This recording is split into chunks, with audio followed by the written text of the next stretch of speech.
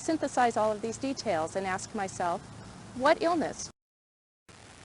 The Nine Men's Morris is filled up with mud, and the quaint mazes in the wanton green for lack of tread are undistinguishable. When I first meet new patients, I need to assess their state of health. I ask them a series of questions about who they are and how they are feeling.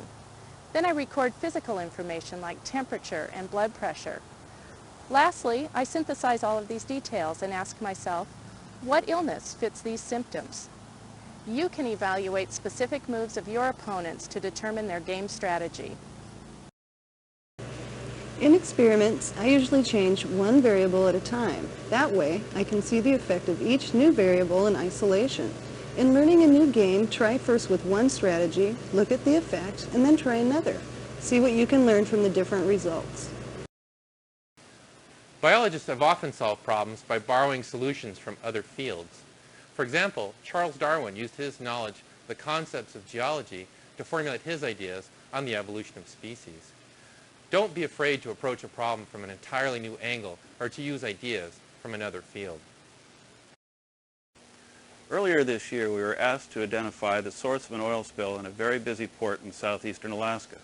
Thousands of vessels went through this port each day. Preliminary analysis of the oil showed that it was a heavy fuel oil that could only have been used by very large vessels. We talked to the Coast Guard and got the list of 9 vessels that went through the port that day that could have used that fuel. We then took samples from the surface of the water and samples from each of the vessels and got a match as to which vessel discharged the oil. Using this process of elimination is a good strategy to use in solving any problem.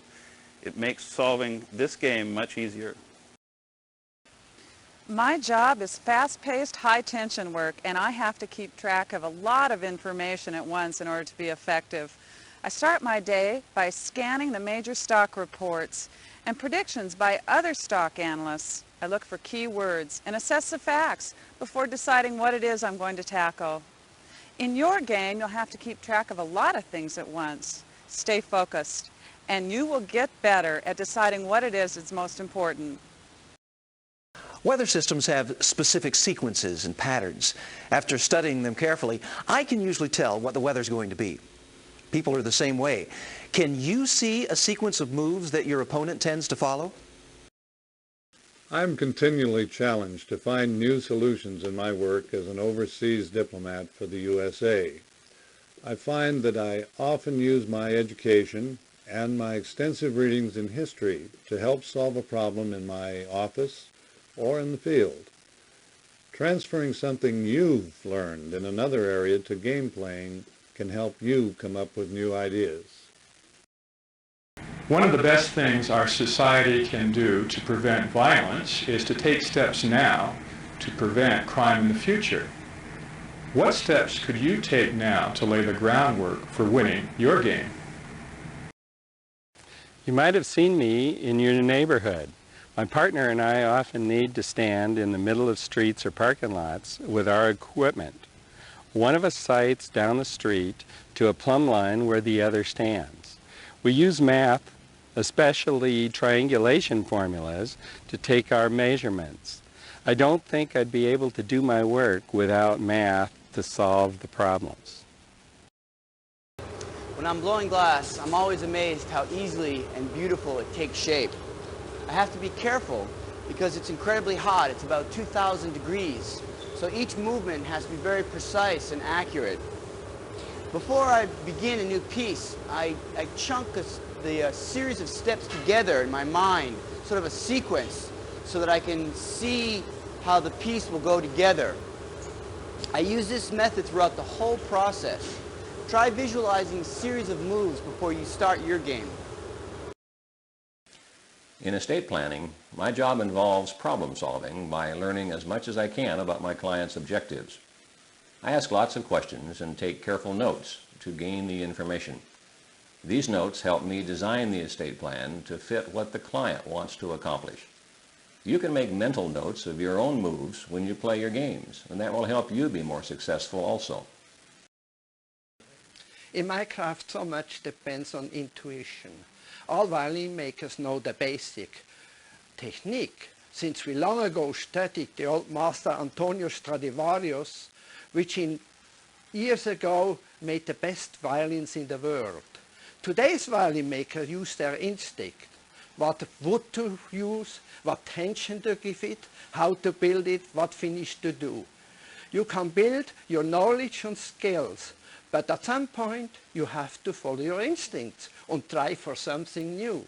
Don't be afraid to follow your hunches while you play. I had a real problem on my hands last night. A listener called on my talk radio show, and he was irate. When I responded, it only seemed to make him angrier. Luckily, I suddenly realized that I had misinterpreted his voice and thought he was an older, retired man. My assumption was incorrect. Realizing by his voice that he was probably in his 20s, I was able to respond differently. Sometimes you have to make sure your assumptions are accurate, or you could make the wrong move. We use mathematical models to solve problems. Suppose we encounter an unexpected weather system requiring a new route and destination. We may have to land in, say, Cleveland rather than Pittsburgh. I would recalculate the course, distance, time en route, and fuel required for Cleveland. Making a mathematical model and working it through may help your game. When I was in school, my first soccer coach was always telling us, a strong defense is the best offense. We were all bored with hearing that until our playoff game. We had a new defensive strategy and it worked. The other team couldn't score a goal and the offense really took off and we won the game. I've never forgotten that. When I feel like slacking off on defense and saving my energy for offense, I remember his words. If I can categorize a plant into a specific family of plants, I learn a great deal about its anatomy and physiology. Knowing what type of problem you're facing helps you learn what kind of information you can use.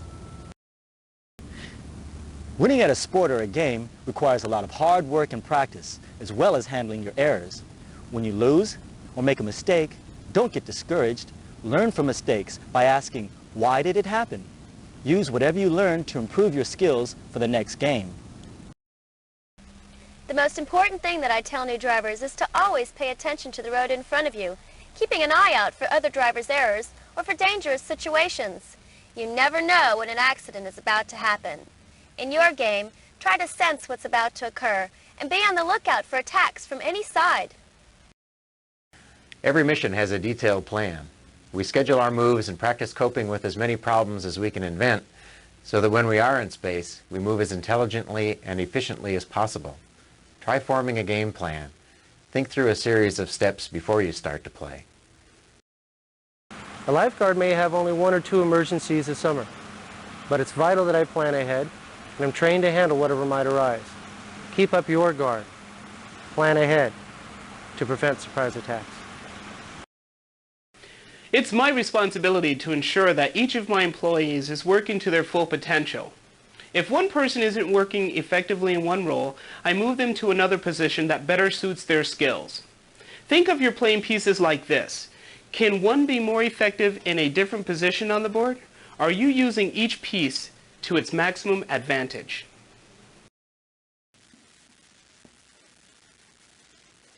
I could tell that my new student wasn't understanding the math lesson. He looked puzzled and he didn't start when the others did. I went to his seat and tried explaining the problem through a quick drawing. Suddenly he nodded and started to work. Try restating your problem in a new way. It can open up possibilities. Students often ask for help in finding material on their research topics. First, we identify the topic name, and then we look the subject up in the computer catalog. There we find a list of books and tapes on the subject, and the student leaves with an armful of materials. Sometimes you might try breaking a game plan into parts and work on one thing at a time. To prepare for a role, I research my character in great depth. The more background information I have, the easier it is for me to create a believable performance. When I've memorized all the details until they become part of me, I feel I am the character. Studying the game and memorizing the moves can help you improve your play. Okay, thanks. The easiest way to solve a grammatical question is to find out what experts have to say. I look in a grammar book. When you're faced with a problem, where can you look for answers?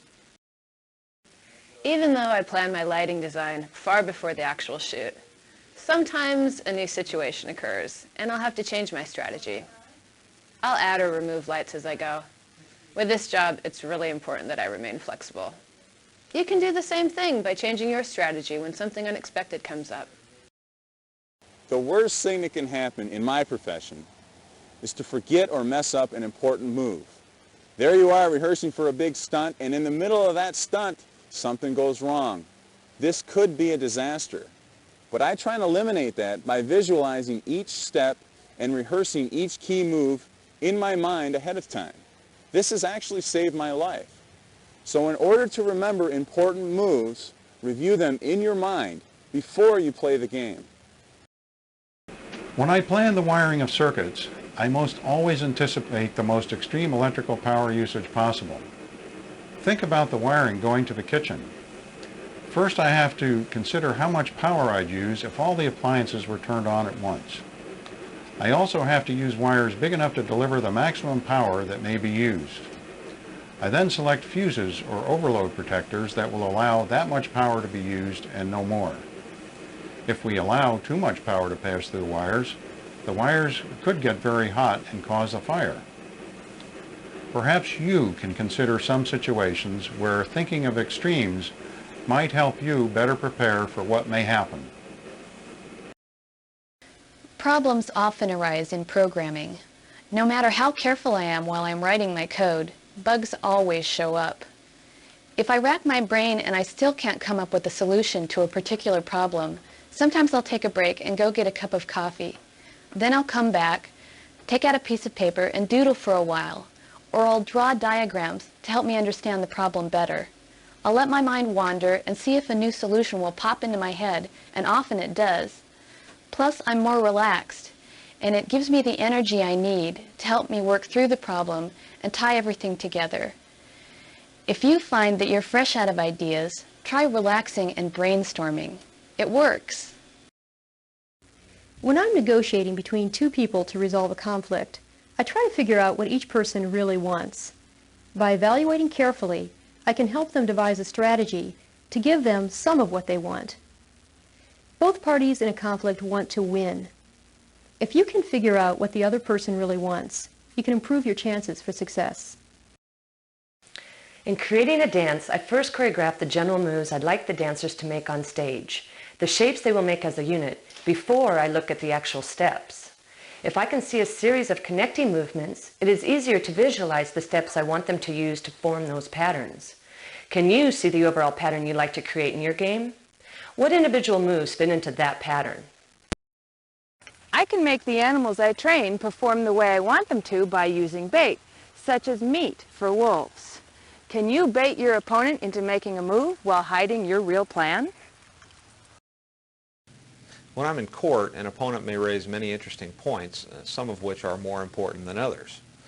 You need to be able to know when to respond and when not to respond. If an opponent makes a move or threatens your game, you must decide whether to ignore it or respond to it.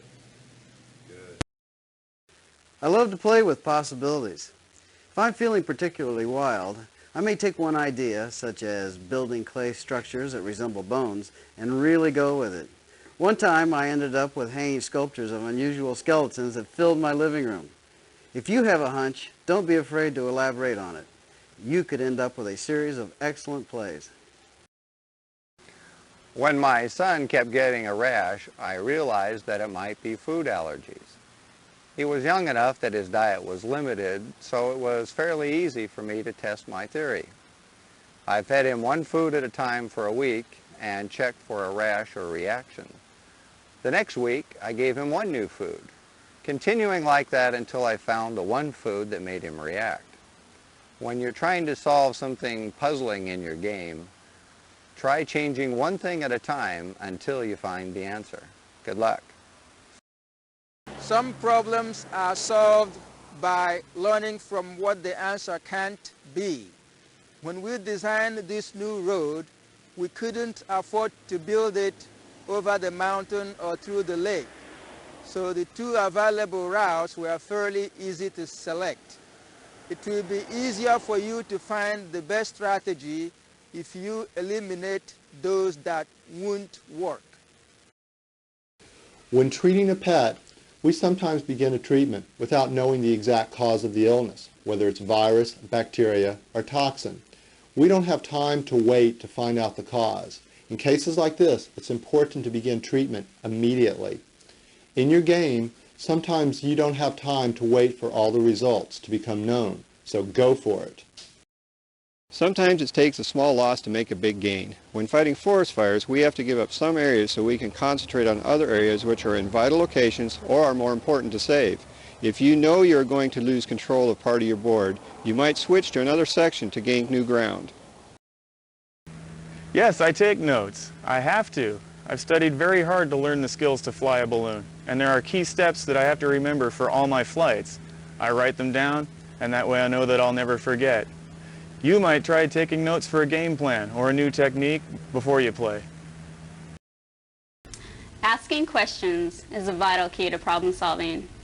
I ask my clients many questions to help determine their physical fitness, personal goals, past athletic history, and weaknesses. I also ask myself questions. What seems to be most important? How can I meet this person's goals? Then I can find solutions and make sure I follow through. You might try the same thing. Asking questions as you play helps you think more clearly. Our tasks are very similar. I probably use many of the same strategies that you use while I play. You see, I always analyze my game very carefully in between games and compare each move with that of the experts, and then I revise my strategy and come up with a whole new plan of starting moves. This always surprises my opponent. I like that. Review your play and look for areas where you can change your strategy. When I design a house, first I try to get a general feel for my client's goals and a view of the task. Next, I take that information and develop an overall concept or idea. Then I focus on one room at a time. When you are facing a problem, try breaking it into parts and solving them individually. Can you view the whole game as a series of smaller parts and challenges? I learn a great deal about a modern painting by asking myself questions. Why did the artist choose this subject? What is she trying to tell me? Is there something here I haven't seen before? This way, I double-check my preconceptions and make sure they're accurate. To learn more about your position or your opponent's moves, question your assumptions to make sure you're on track. When I'm composing a new piece of music, the notes do not always come to me right away. I go about my daily life while staying receptive to new rhythms and sounds. I wait. When melodies pop into my head, I try to accept them without judgment. Sometimes a great idea may not come in a form I recognize. You too may have to be patient and wait for a solution to come to you. Let your intuition work freely if you can. My players find it much easier to learn new plays when we use diagrams and pictures to represent the moves. They can more easily visualize the right movement and positions using drawings rather than just words. Why don't you try drawing out a new play for your game? I always try to fool my opponents. If I can make their defense confused about my next move, I can get them to change their plans, shift players to different parts of the field, or even make errors. I keep them nervous and guessing. It's a skill which benefits my team and fans, no doubt about it. Try it when you play. One way to find a solution is to slowly look over what you know and let your mind wander. One time when I was trying to identify a virus, I was looking out of a rainy window. The pattern of the raindrops reminded me of a certain virus.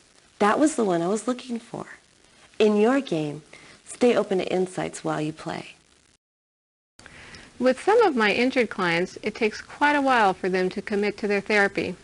I've learned to remain open to learning about who they are and listening to their feelings about their injury rather than pushing my own plan. Many times what I've learned by waiting and listening caused me to change the treatment, and the alternative treatment worked well. Try to trust your own ideas and stay open to new possibilities for playing your game. It's vital for me to focus my attention on the most important details and isolate areas of the engine in order to fix the problem. Try to stay tuned to what you know and what you observe, and ignore information that doesn't help you. The only way I can tell that mountain ranges actually move is by taking careful measurements and notes every year, and then looking for any differences in the measurements. When I look at sequences and patterns closely, things become apparent that I wouldn't have otherwise noticed. You might want to keep track of the movement of game pieces to see if you observe patterns. If a batch of wine goes bad, I seek out the clues which might explain its failure. First, I mentally review what I know about the process. What was different this time in the grapes, the soil, the growers? Once we switched to a new container and found the hard way that it wasn't as good for making wine. If something goes wrong during a game, compare your moves with previous games and see where you made your mistake.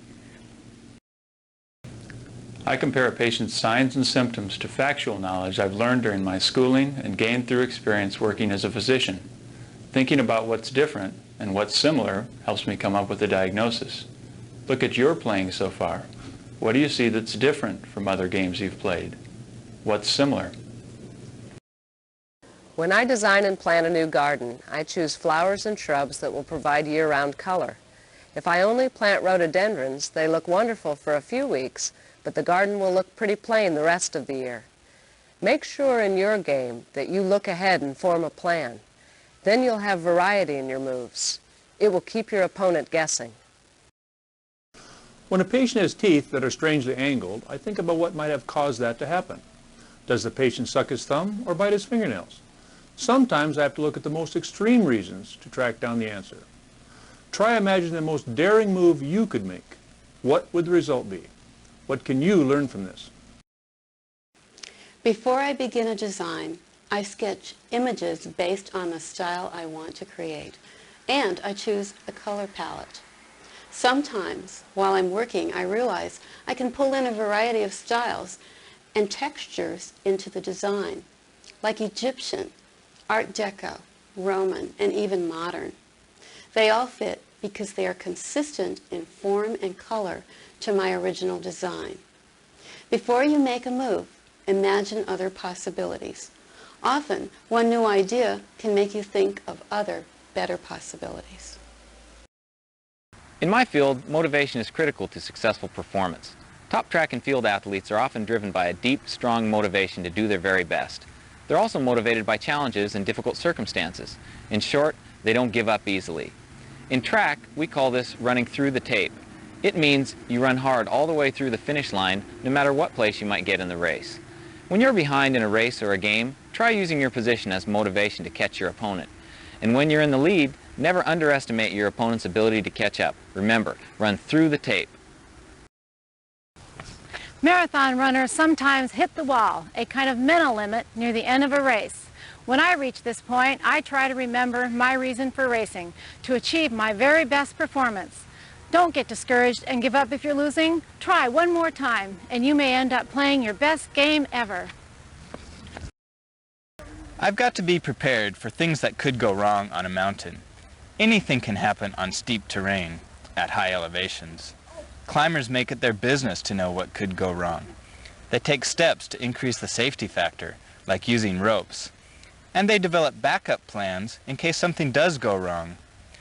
When you develop a game plan, think about what might go wrong, so you can be ready if something does. Carpenters have an old saying, measure twice, cut once. This means that you want to think about what you're doing before you actually do it. Rather than making a rash move, make sure your next move in the game is the one that you really want. I learned a tremendous amount about instruments that I use to study the Earth by building models. Sometimes it is easier to solve a problem if you can manipulate the model or if you can make a drawing on paper or on a computer. Have you tried playing through a game by yourself and moving the pieces around? You might discover some new ideas. You sure? We are. On? Okay. I learned a tremendous amount about instruments that I use to study the Earth by building models. Sometimes it is easier to solve a problem if you can manipulate the physical parts of the model or if you can make a drawing on paper or on a computer. Have you tried playing through a game by yourself and moving the pieces around? You might discover some new ideas. There are lots of times in the course of a broadcast that things don't work out exactly the way you initially planned. Maybe a tape piece doesn't come up or somebody doesn't show up on time, and you and the people you're on the air with have to come up with a brand new plan on the spot, ad lib. Hopefully the viewers don't even know that's going on because you know the material and you're able to pull it off. So try thinking about a new game plan, some other way to do whatever it is you were initially thinking of doing. It can be very good practice. I would not have survived in today's competitive market if I had not made a plan. Decide on your overall goal and then think through exactly how you'd like to get there, step by step. You can always change something as you go, but having a plan gives you a direction. When I have a student who suddenly acts out in class, I look at the sequence of events leading up to the incident to try to understand why it happened. Did someone tease the student earlier in the day?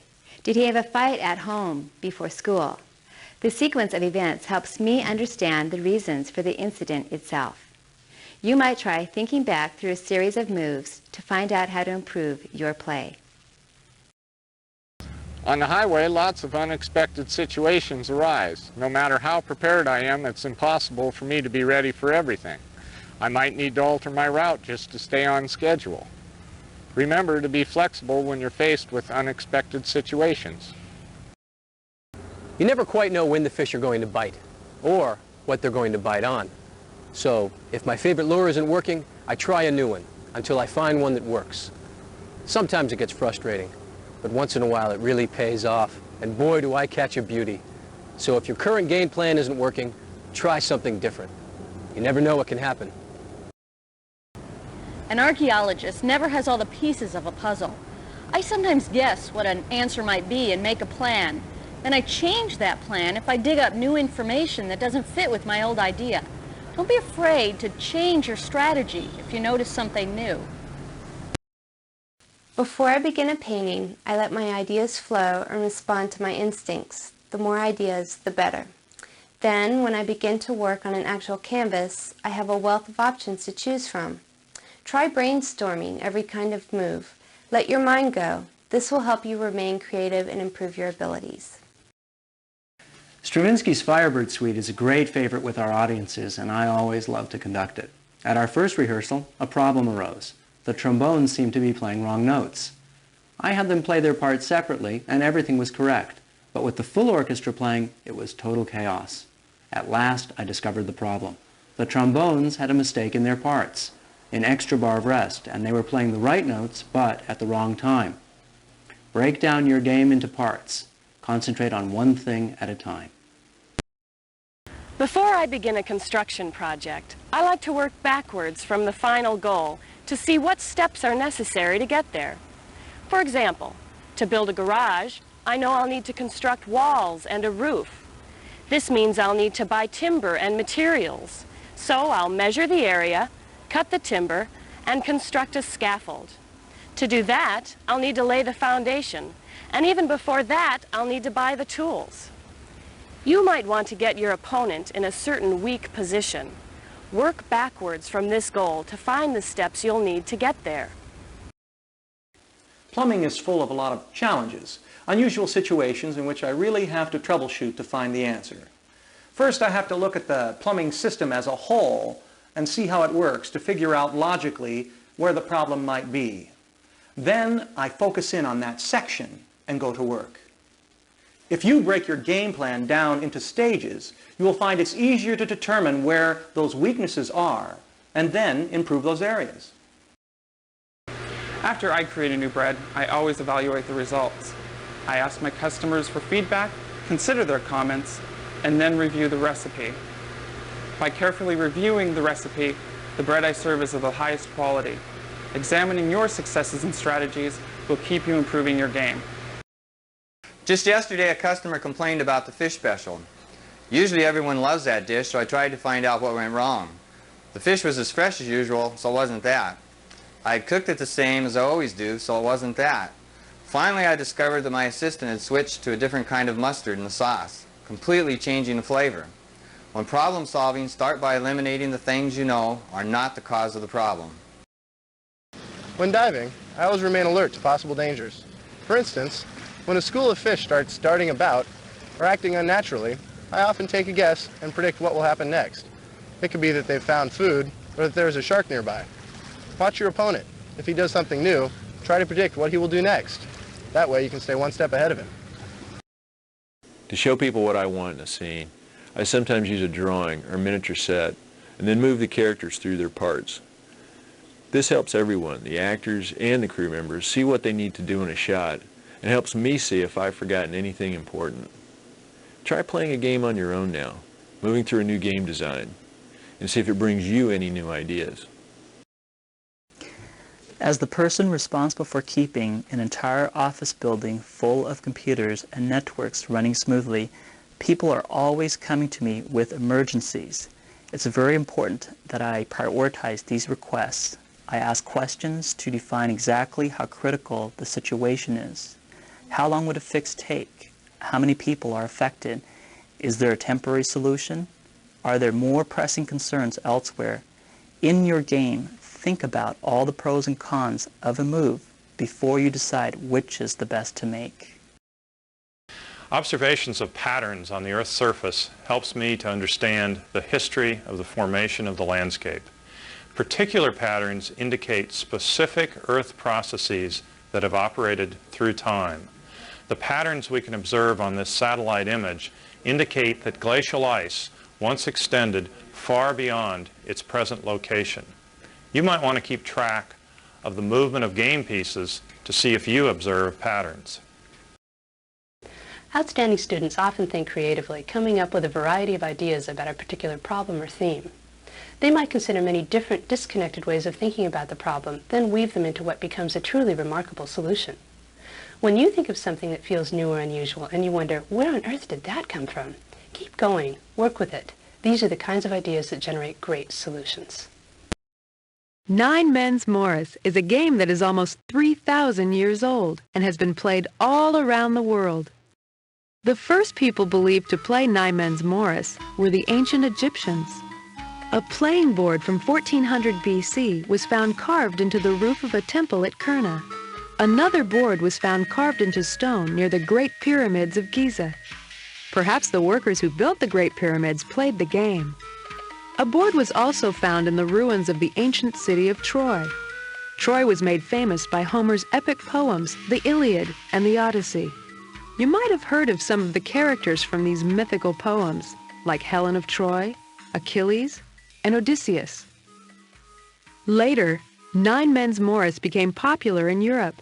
In England, it was played by noblemen on large country estates.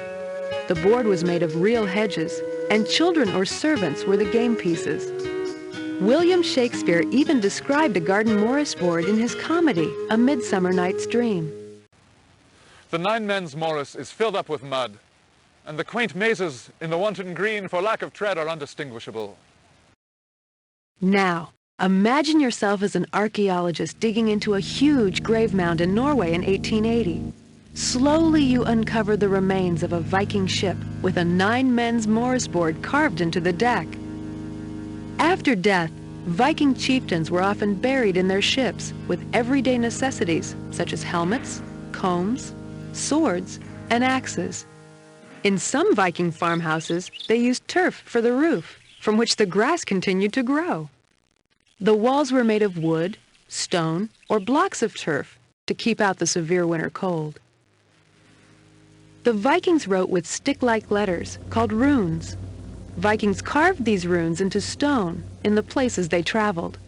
This inscription says, "Wealth dies, kinsmen die, a man himself must likewise die, but word fame never dies for him who achieves it well."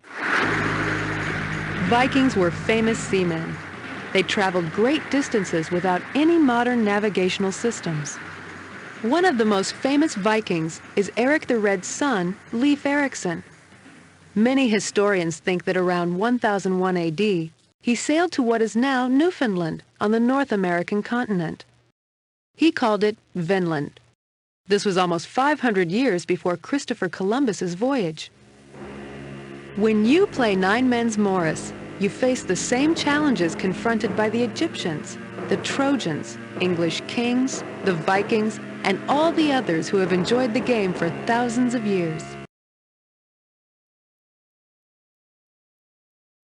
Nine Men's Morris is a game that is easy to learn and fun to play. To start a game, click the Play button. Choose what challenge level you wish to play by dragging the slider. Then, click 2 players to play against a friend, or click Play Computer to play against the computer. You and your opponent each begin with 9 playing pieces. Your pieces are yellow. Just click on the board where you want to place a piece, or drag the piece over from your side of the board. You can place a piece at any of the intersections. An intersection is a place on the board where 2 lines touch or cross. You can only play on unoccupied intersections. After all the pieces have been placed on the board, you and your opponent take turns sliding your pieces along lines to empty intersections. Just click on the piece you want to move and drag it to the new location. Pieces can't jump. They can only slide 1 space at a time along a line. There are just a few more rules. Any time you make 3 stones in a row, called a mill, you can capture one of your opponent's pieces. Just click the piece you want to capture. You can take any of your opponent's pieces unless it is part of a mill. You can make mills along any line, either horizontally or vertically. There are 2 ways to win Nine Men's Morris. The first way to win is to trap your opponent so he or she can't make a move. The other way to win is to reduce your opponent to only 2 pieces. There's also an optional rule. If you turn leaping on when you start the game, a player with only 3 pieces left is allowed to jump anywhere on the board, not just slide to adjacent intersections. That's it! And don't forget that during the game, you can click on your strategy coach for help and advice on strategies.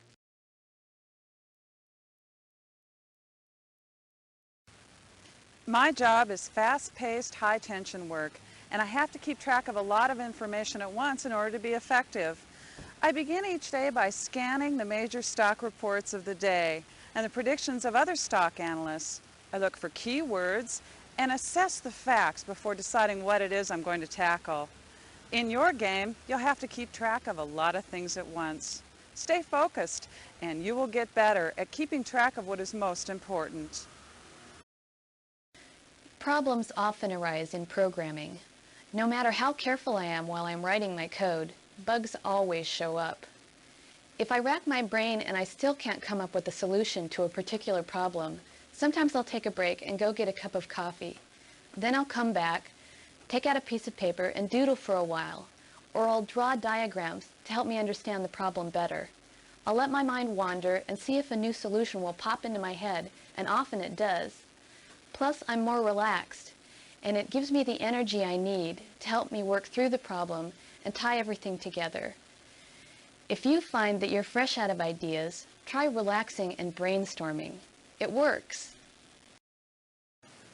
Biologists have often solved problems by borrowing solutions from other fields. For example, Charles Darwin used his knowledge of the concepts of geology to formulate his ideas on the evolution of species. Don't be afraid to approach a problem from an entirely new angle or to use ideas from another field. Mancala is an ancient board game that has been played for thousands of years all over the world. Mancala has its roots in agrarian or agriculture-based societies. The Mancala board may represent the field, and the game pieces represent seeds being planted in the field.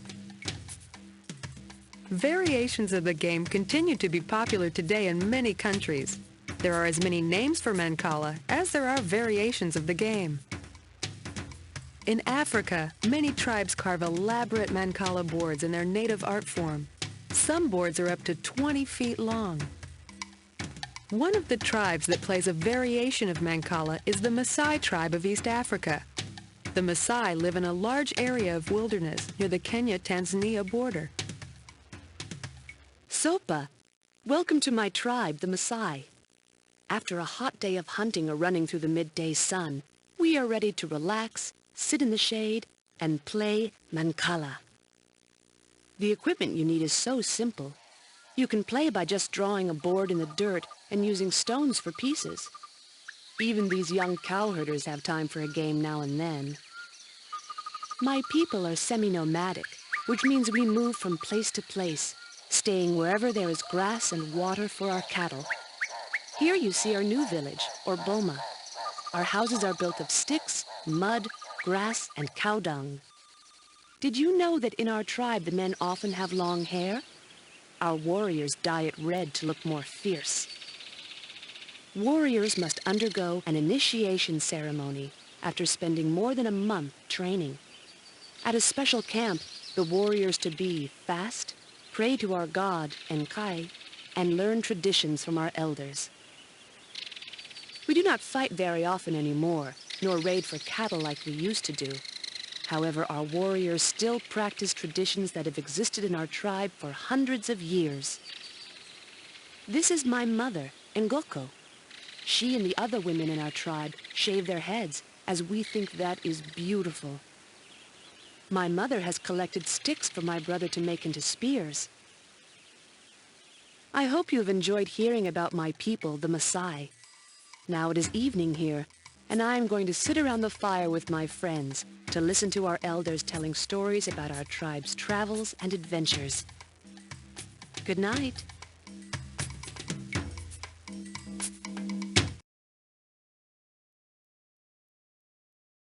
The rules used in strategy games of the world are based on one of the most common variations of Mancala. To start a game, click the Play button.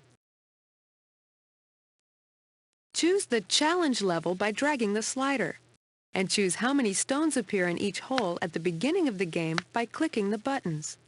Then, click 2 players to play against a friend, or click Play Computer to play against the computer. The board has 2 large holes, called stores, at the ends of the board, and has 12 playing holes. The 6 holes facing you are yours, and the 6 on the other side are your opponent's. To play, click any hole on your side of the board.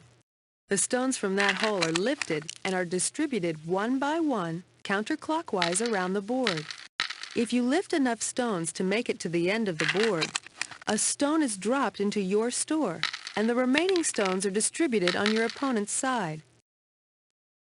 After you move, it's your opponent's turn. There are a few other rules. If the last stone played falls into your store, you can take another turn. Also, if the last stone you play falls into an empty hole on your side of the board, you capture your opponent's pieces directly across from the empty hole. When you capture, the stones are placed in your store, along with the piece that did the capturing. The goal of Mancala is to collect the most stones in your store. The game ends when one player runs out of stones on his side of the board. When that happens, the player with stones remaining gets to put them in his own store. Then the pieces are counted, and the winner is the one with the most stones.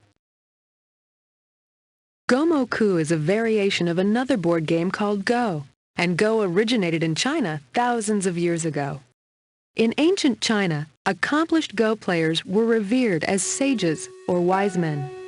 Around 500 AD, Japanese traders, ambassadors, and explorers began traveling to China. These were probably the first people to introduce Go to Japan. For centuries thereafter, Go was played exclusively by the Japanese royalty. By the 13th century, Go also became popular with the samurai, who were the armed champions of the leading Japanese families. Much like the knights of Europe, the samurai adhered to a strict code of conduct. Go was so revered by the warriors that Go lessons were mandatory at Japan's military academy, and Go boards were standard equipment to be carried into battle. Traditional arts and sports still thrive in contemporary Japanese society. In sumo wrestling, wrestlers try to push each other out of a small sand ring or knock each other over. It is common for competitors to weigh over 300 pounds. Another traditional ceremony, though much different than sumo, is the tea ceremony. A tea ceremony is a formal set of customs regarding the preparation, presentation, and drinking of the tea. For formal occasions such as tea ceremonies, women may wear kimonos. Some women have different kimonos for different times of the year. Kimono design has been a highly developed art form for hundreds of years. Another unique Japanese art form is Kabuki Theater. Kabuki combines song, dance, and acrobatic skill. Kabuki performances have elaborate settings and have costumes that weigh as much as 60 pounds. A much different type of Japanese theater is the no play.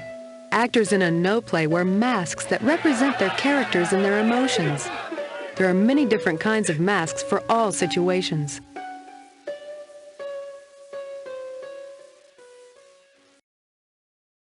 To start a game, click the play button.